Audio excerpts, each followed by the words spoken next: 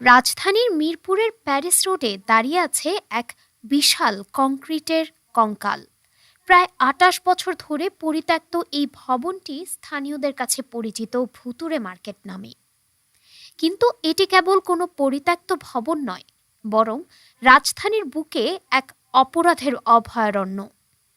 সম্প্রতি এই মার্কেট থেকে এক ব্যক্তির রক্তাক্ত লাশ উদ্ধারের পর বেরিয়ে এসেছে গা শিউরে ওঠার মতো সব তথ্য। পুলিশ ও স্থানীয়দের দাবি, গত ৫ বছরে এই ভবন থেকেই উদ্ধার হয়েছে অন্তত ৮টি লাশ। দিনের আলোতেও এখানে ঢুকলে গা ছমছম করে।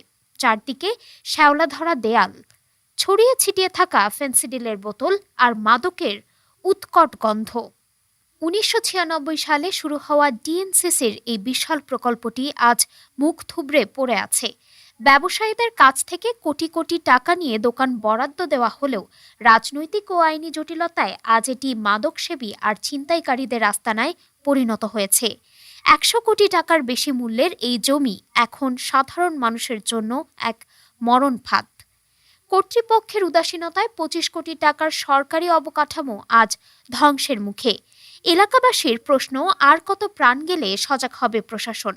এই মৃত্যুকূপ আদৌ কখনো কি মার্কেটে রূপ নেবে, নাকি অপরাধের আখড়া হয়েই থেকে যাবে? ডেস্ক রিপোর্ট, বাংলাদেশ সময়।